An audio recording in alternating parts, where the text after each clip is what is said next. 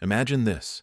You're a trained secret agent, one of the best operatives in South Korea. You've hunted terrorists, dismantled criminal networks, and faced the worst humanity has to offer. But nothing, absolutely nothing could prepare you for the night when evil came knocking on your fiancé's car window. Tonight, we're diving into one of the most brutal and psychologically devastating thrillers ever made.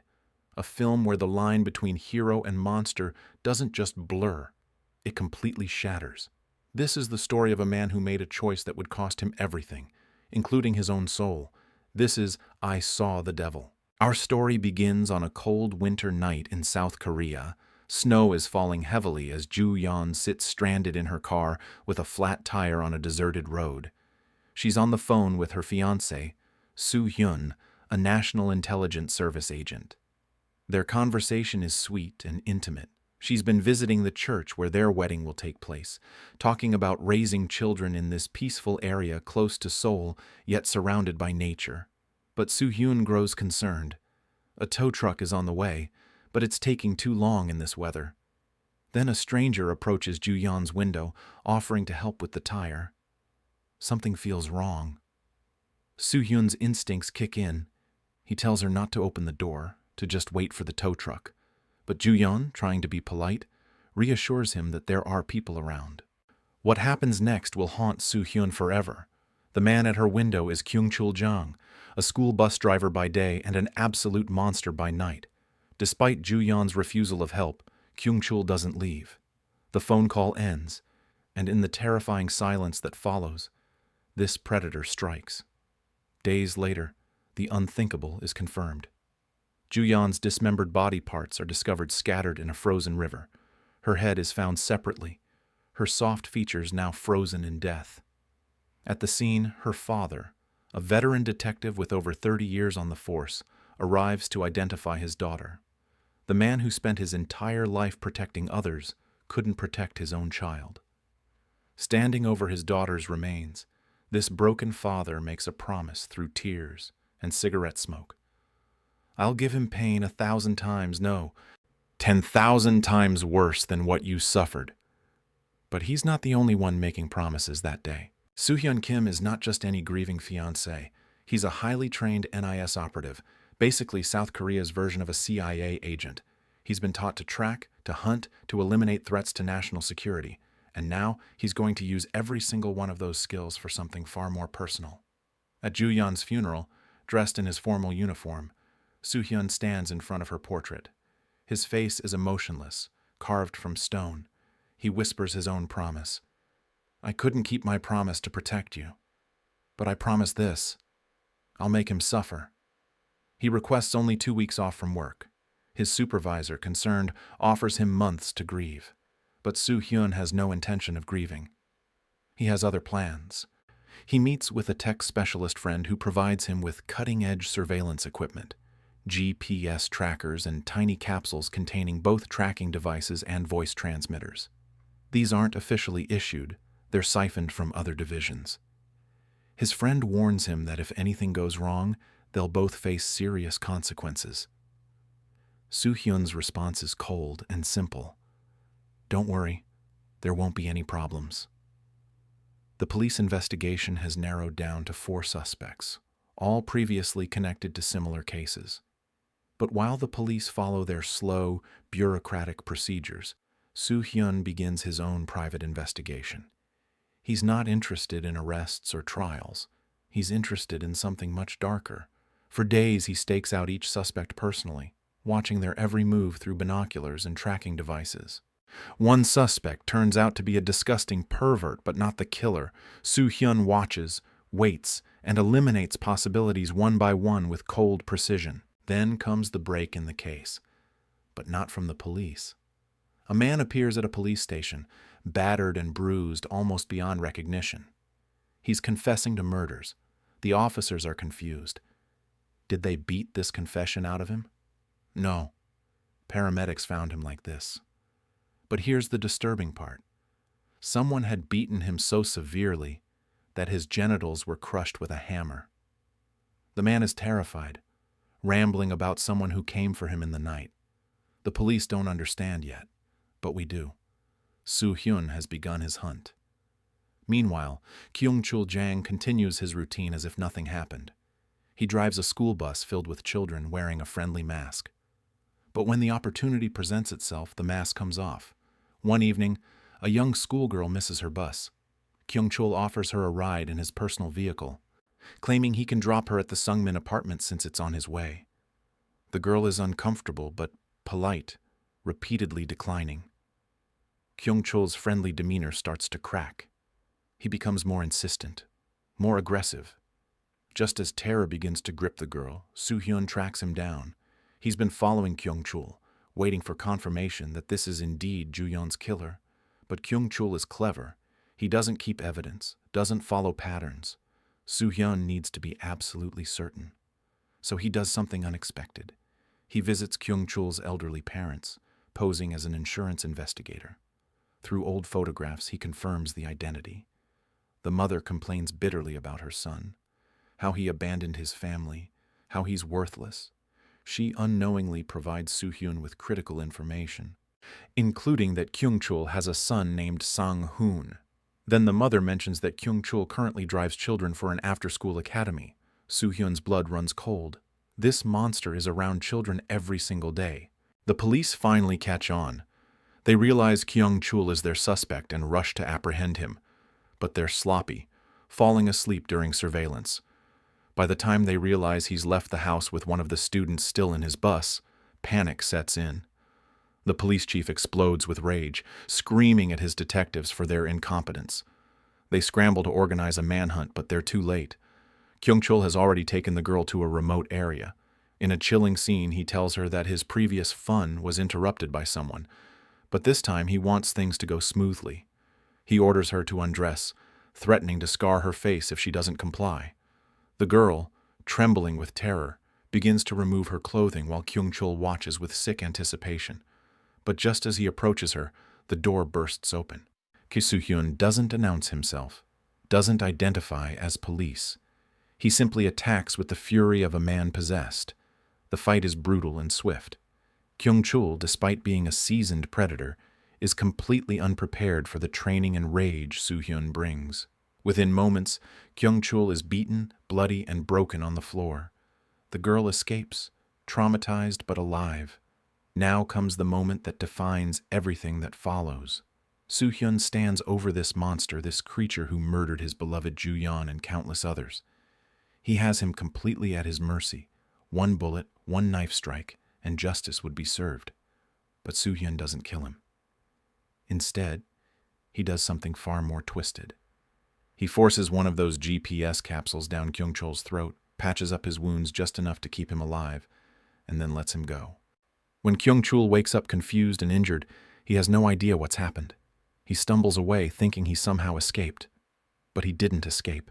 The hunt has only just begun. Soo-hyun's plan is diabolical. He's not interested in quick justice. He wants Kyung-chul to suffer, to feel fear, to experience the terror his victims felt. So he tracks him through the GPS, listening to his every word, watching his every move, and intervening only when Kyung-chul tries to claim another victim. Each time Kyung-chul attempts to kill, Soo-hyun appears like a vengeful ghost, beats him within inches of his life, then lets him go again. It's a sadistic cat-and-mouse game, and Soo-hyun is in complete control. Or so he thinks. Kyung-chul's next target is a taxi.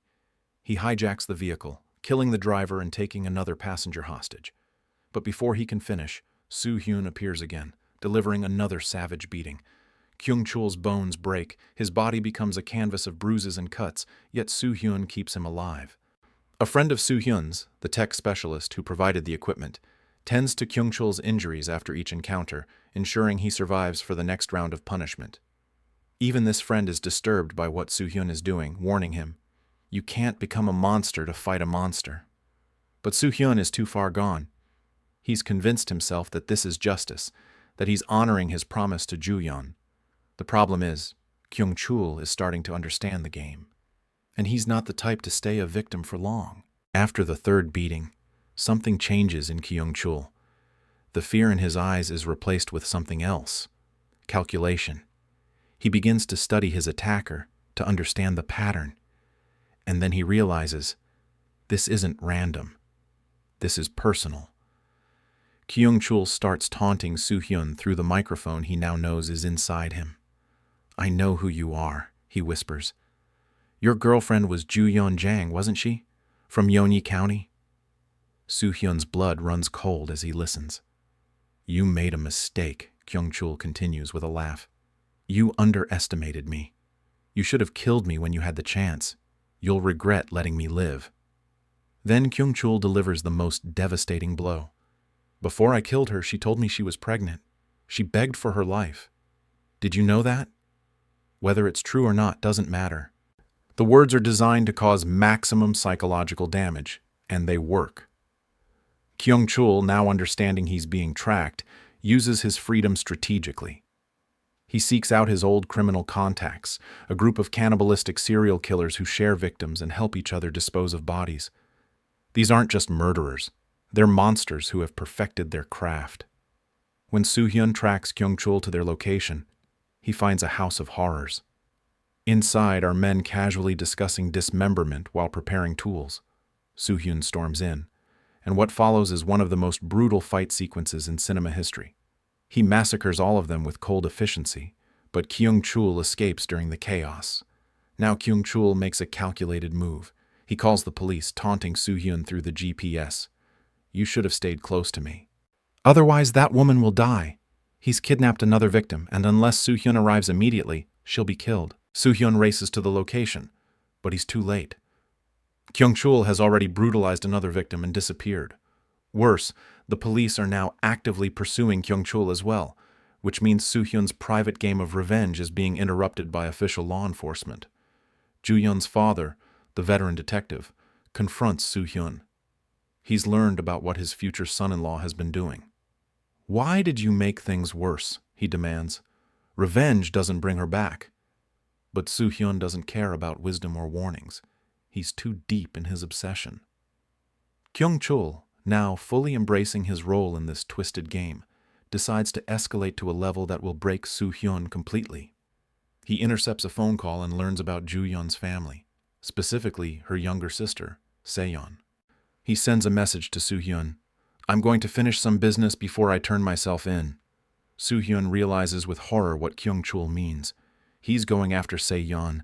He's going to do to her what he did to Joo-yeon. Soo-hyun frantically calls Detective Jang, screaming at him to protect his family. The police mobilize, rushing toward the detective's home. Soo-hyun races there as well, his heart pounding with terror. Kyung-chul arrives at the home of Joo-yeon's parents first. He's calm, smiling, almost casual. When he sees family photos on the wall, he mocks them. "Joo-yeon must have taken after her mother," he says to himself. "Thank God she didn't look like her father." Then he hears a car pull up. It's Detective Jang's wife, returning home with groceries. She has no idea a monster is waiting inside her house. Kyung-chul hides, watching as she enters. Then, with brutal efficiency, he attacks. The elderly woman doesn't stand a chance. Kyung-chul beats her savagely, and in the middle of his assault, he hears Soo-hyun screaming through the GPS capsule inside him. "Where are you? What have you done?" Soo-hyun's voice is breaking, desperate. Kyung-chul laughs. "How do you feel now? Can you feel it? The real pain? You started this. You ignorant fool. Who do you think won? You or me?" Outside, Detective Jang arrives just as police cars screech to a halt. Kyung-chul flees the house and jumps into a stolen car. A massive car chase ensues through the streets, with police vehicles pursuing from all directions. Kyung-chul drives like a maniac, ramming through roadblocks and sideswiping police cars. Finally, his vehicle flips and crashes. Officers surround the wreckage, guns drawn, but Kyung-chul is already unconscious from the impact. At the hospital, Detective Jang rushes to his wife's side. She's barely alive, her face unrecognizable from the beating. Se-yeon, the younger sister, is traumatized but physically unharmed. She arrived home just after Kyung-chul fled. Detective Jang, standing in the hospital corridor, sees Soo-hyun approaching. The old man's face twists with rage. He charges at Soo-hyun, grabbing him by the collar. "You bastard! Do you have any idea what you've done? How dare you show your face here?" Other officers have to physically restrain the detective as he screams at Soo-hyun, calling him worthless, calling him the real cause of all this suffering. Soo-hyun stands there taking every word because he knows it's true. I Saw the Devil forces us to confront uncomfortable truths about revenge, justice, and human nature. It shows us that the desire for vengeance is understandable, maybe even justified, but acting on it transforms us in ways we can never undo. Soo-hyun literally saw the devil, in Kyung-chul's eyes and in his actions. But by the end, when he looked in the mirror, what did he see staring back? This is a story about how easily good people can be corrupted by pain and rage, how the pursuit of justice can become indistinguishable from the evil it seeks to punish, how the darkness we fight against can seep into us until we can't remember what the light looked like. Soo-hyun destroyed the devil, but in doing so, he saw the devil within himself. And that's a horror no revenge can ever heal. The question the film leaves us with is haunting. If you had the chance to make the person who destroyed your life suffer the way they made you suffer, would you take it? And if you did, what would be left of you when it was over? I Saw the Devil suggests that the answer might be nothing at all.